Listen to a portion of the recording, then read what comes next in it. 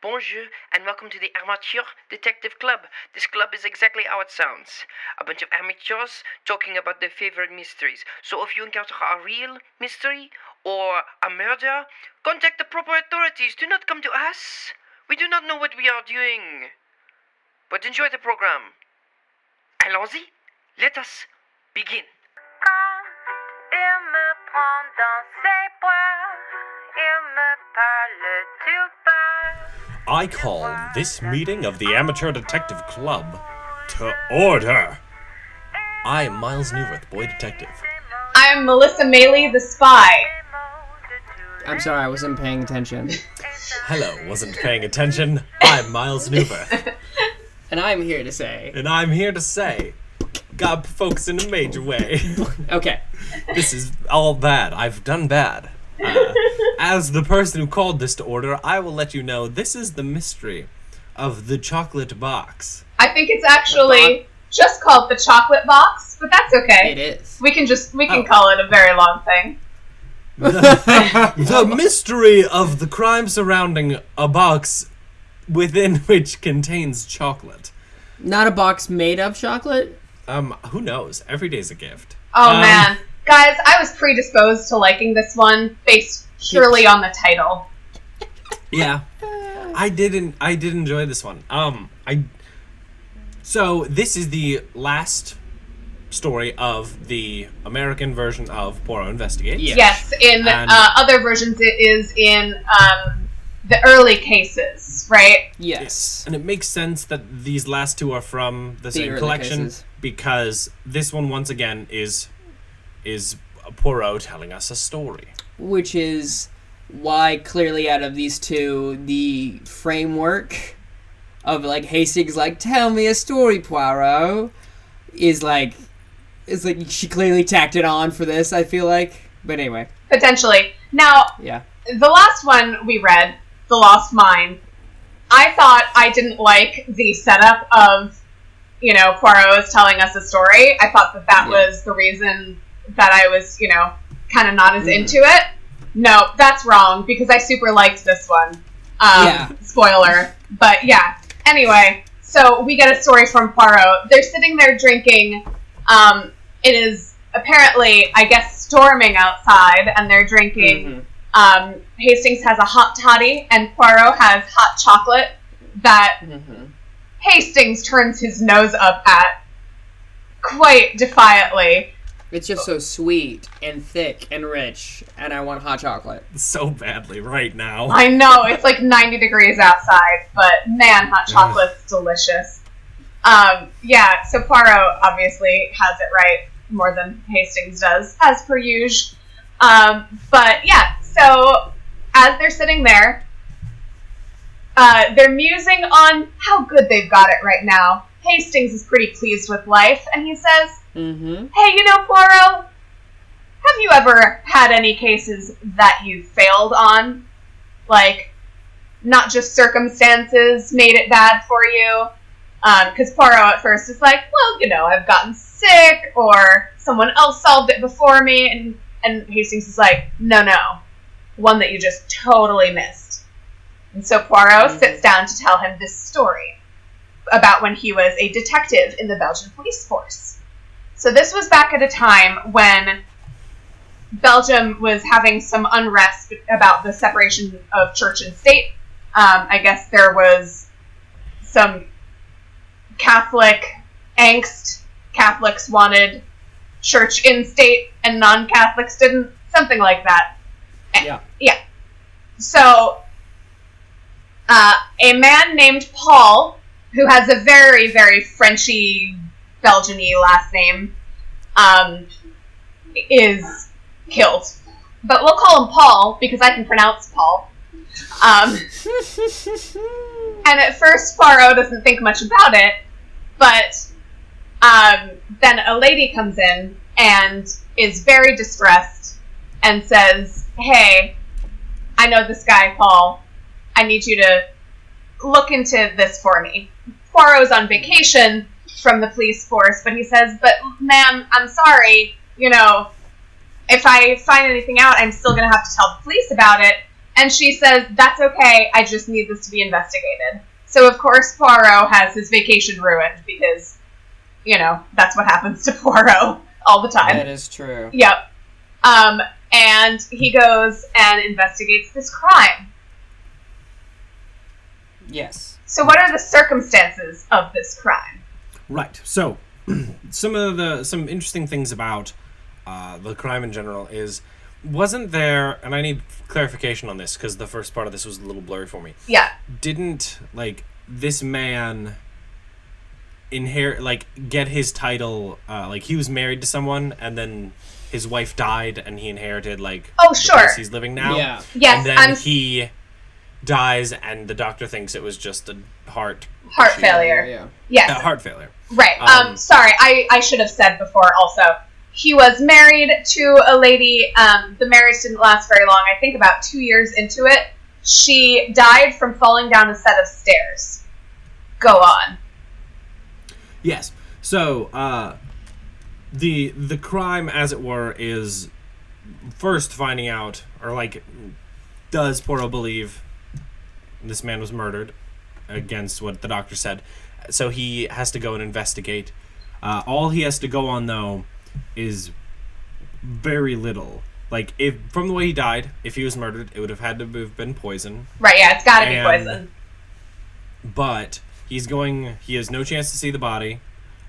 He's going several days after the crime took place, and no one believes there was a crime. Everything's stacked against him possibly being able to solve this. Mm-hmm.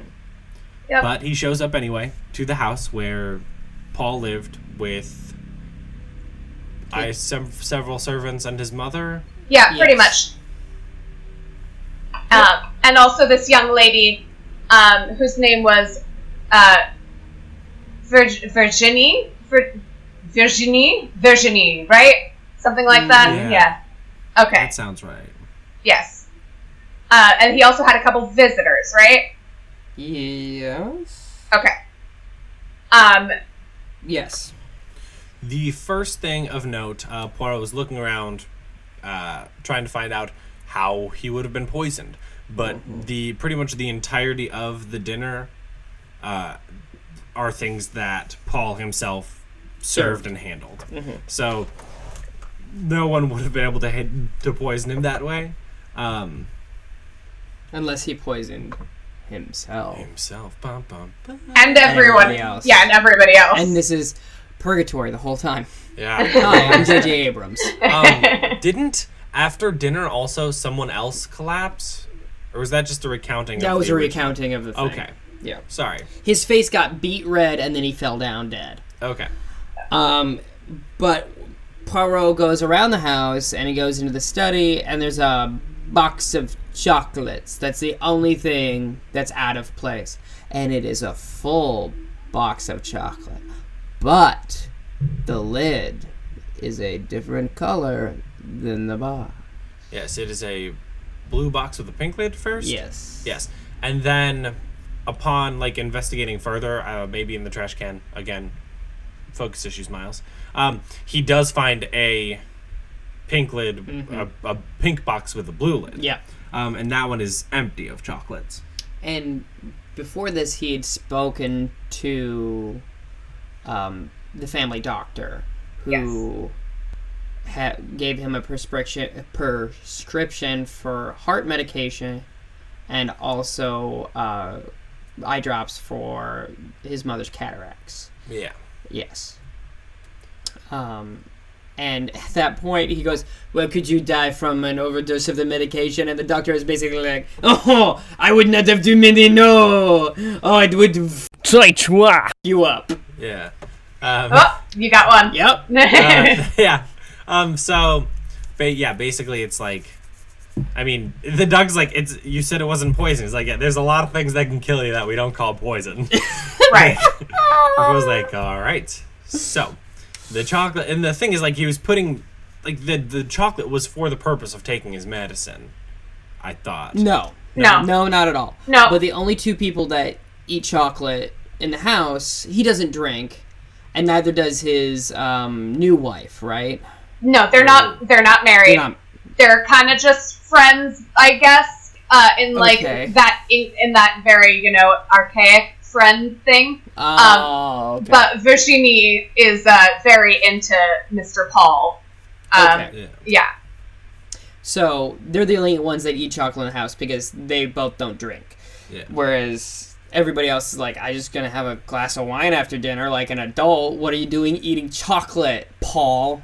Right. And Poirot surmises you could have fit a lot of these pills into one of these chocolates because they're pretty big chocolates. Mm-hmm. Right. So, go ahead. Sorry, the prescription, just to clarify, was made up for one of the folks that was staying there, I believe, John Wilson.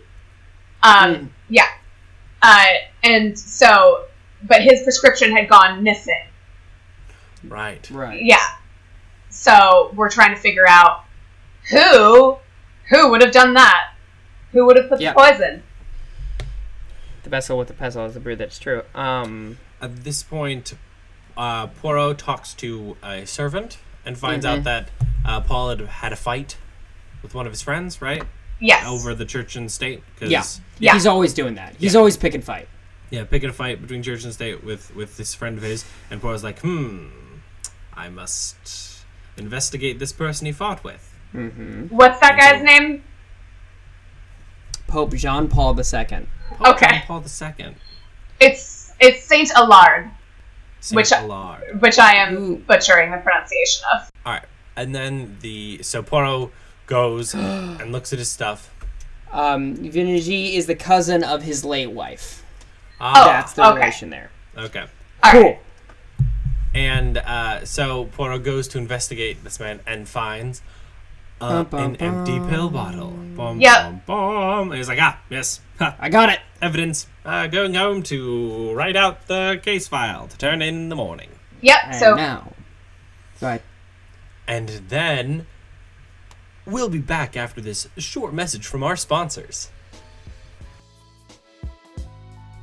Hey Tristan, Hey, Christina. do you like anime? I don't know. Do you like me? Yes. Do you want to watch anime with me? Yes. Do you want to make it into a podcast? Yes. Great! What's it gonna be called? It's called the Animazing Podcast. When it comes out? It comes out every Saturday. Bye! And we're back. So, okay. Thank you for listening. So, okay, Melissa. yes, before we get into the climax of this little short story, this guy only eats one chocolate per night. What? What? I don't think that's the case. That's how we know he's a bad person. No, because from my understanding, he just had one chocolate left. But he had arbitrarily. but he had a whole new box that had been purchased that day. Yeah. So, like, he didn't dip into the second box for that second or third chocolate? He died before, after dinner, so he didn't have a chance. He only, I guess. So he eats chocolates after dinner, or after a meal for dessert, and presumably he finished the first box earlier that day, and he got to the second box. He didn't get to the second box because he died. That's the only reason I can't imagine eating chocolate, is death. Yeah. We have a couple theories here, but no real way to find out the truth. I'm going to email Agatha Christie. All right, email Agatha. Just tweet at her. Send her a tweet. Subject line, the chocolate box, how many? How many? How do you email dead people? Isn't that what Twitter's for? I might be using Twitter wrong. Don't at me. Please at me, but only after I die. Is there a special... Seance? Is there that's Queen nothing. C. Seance? Yeah, that's when you do a pop star and you try to get contact with the dead pop star. Okay. So I guess we should tell these fine folks how this actually ends. While Poirot is writing his report, he gets a knocking at his chamber door. Paul's mom. It's Paul's mom. She comes in. Come in. Hello, I'm Mrs. Paul's mom. Hello, Paul's mom. I was just about to solve crime. Now, I've just heard that you're a police officer. Isn't that correct, young man? Yes, I've been the police officer the whole time. Well, who do you think done it, little whippersnapper? Of course, it was Pope Jean Paul II. Okay, that sounds valid. And then she fades away, and it's a weird ending. By the way, she was a real ghost. Finally, we've had a real ghost in Poirot. Well, she does actually. It's She does actually say, because he's like, well, how did you know that I was actually an officer and I was investigating this? And she says that she found it out from someone who is no longer of this world. Which is dramatic. yeah. Yeah, so that Poirot's like, oh. And so kind of just goes along with it. It's such a weird way to say it. Anyway, but yeah. So she goes through this whole thing because she realized that her son was kind of terrible. Yeah. And actually, when her son's late wife, when Paul's wife was reading a letter at the top of the stairs, he pushed her down the stairs and murdered her. Mm-hmm. Which, by the way, is a really good reason. I feel like everyone gets murdered by reading letters at the top of the stairs. Don't read letters at the top of the staircase. You're going to get pushed. Yeah. Just a recommendation. Go on the toilet like everybody else. Come Yeah, on. letters are for toilets. Perfect. We've got Because our then first when you t-shirt. finish the letter, you have something to, wipe. Anyway. Cool. Yeah, so Poirot laid out his version of the case. And the mother was like, oh, that was almost all correct, except for it wasn't Saint Aliad or whatever his name is. Jean-Paul II? Pope Jean Paul II. No, it was me. I killed did my it. son. It was I. I've done it. Yeah. And she's like, yeah, he was a murderer and a bad person. I'm gonna face punishment from God, clearly, for this. But I am dying soon. But I will be dead soon. So I Like, was hoping real I soon. wouldn't have to face judgment in life. Yeah. But that's up to you, Mr. Policeman, sir. You have all the clues.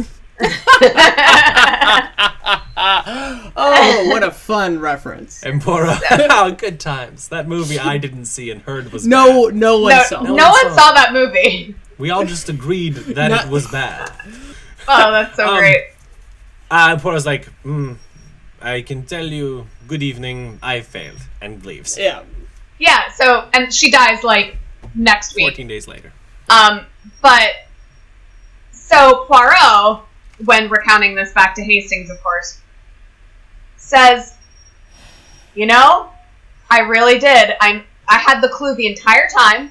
I knew that there was something up with those swapped lids of the two boxes, of the two chocolate boxes. The fact that one had a blue lid with a pink bottom and one had a blue bottom with a pink lid. Because no one puts those together that way. They're always the same color, top and bottom. So, the only person who would have done that is the person who had bad eyesight. And he knew from this medication search that he did that Madame Paul's mom had cataracts. So, of course, it was her. Yeah. Because Hastings had been like, oh, you didn't fail. Anyone could have made that mistake. And Poirot was like, no, I knew.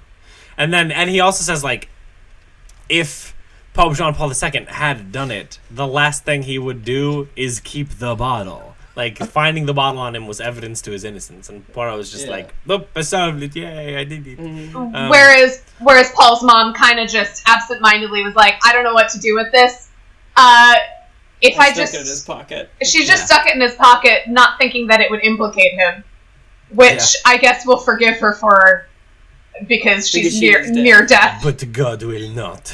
Oh, by the way, when she was like, is not of this world, someone joined a convent. Yeah. That's all she meant. Yeah. Which is what? It was the Virginie. cousin, Yeah. the wife's cousin. Also because, and one of the reasons she did kill her son now is because, one, he was a murderer, and two, because his late wife's cousin was into him, and he was like, oh, he's gonna ruin her too. Yeah. Can't have that. All right. So Bye. So what she says is that he had no intention of marrying her. Paul had no intention of marrying Virginie, but she was ready to give herself over to him completely. Otherwise, so she could not have her son, having taken one woman's body from the world and another woman's soul, because everyone knows that when you have sex, you lose your soul.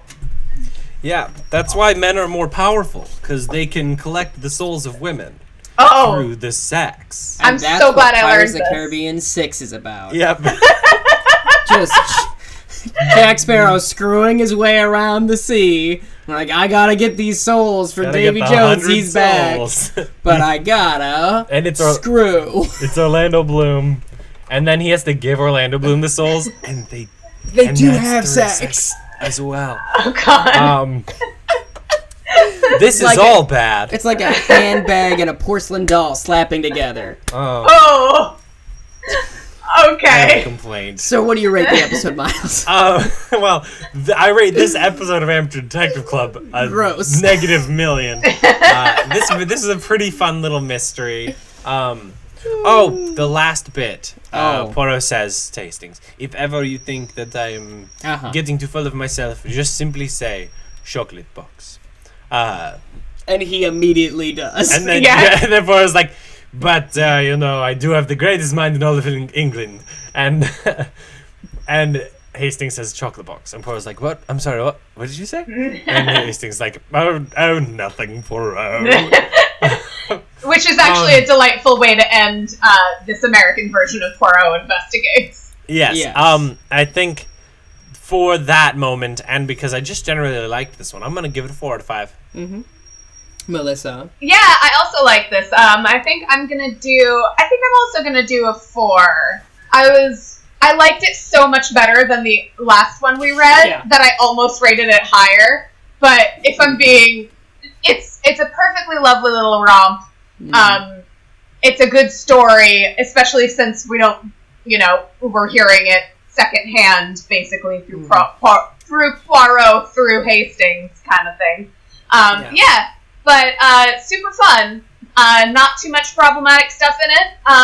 And wasn't super racist. And made me want chocolate. Mm-hmm. Twice. Yeah, I give it a 3 because the expectation that Poirot was going to get it wrong did make it more boring. Fair. I was just like, okay, so whenever I think I'm close to what Poirot's thought process is, I'm like, oh, I'm with him and I'm going to solve the case. But with this one, it was just like, okay, well, then what's going on? Right. I actually liked that about it. Okay. Yeah.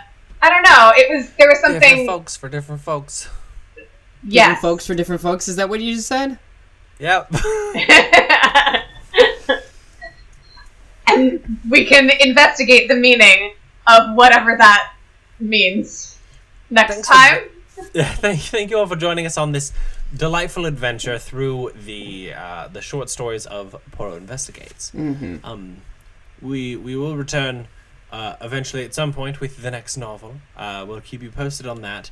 Please tweet us on Twitter because I like it when you do that thing. I'm going to call this meeting of the Amateur Detective Club adjourned. I'm doing j'accuse again.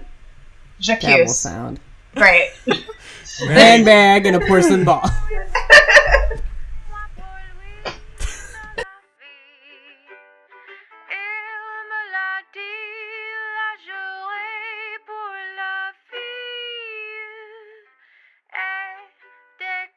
Je l'aperçois, alors je sens en moi